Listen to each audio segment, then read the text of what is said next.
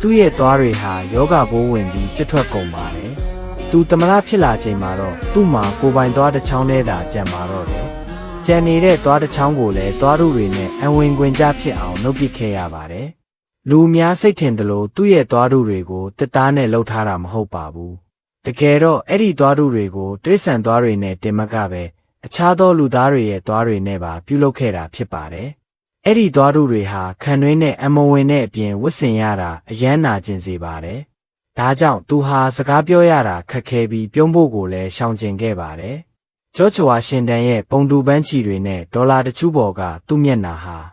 ဘာကြောင့်ဒီလောက်ထိတည်ကြည်နေရတယ်လဲဆိုတာရဲ့အကြောင်းရင်းကတော့ဒီသွားတို့တွေကြောင့်ပဲဖြစ်ပါတယ်။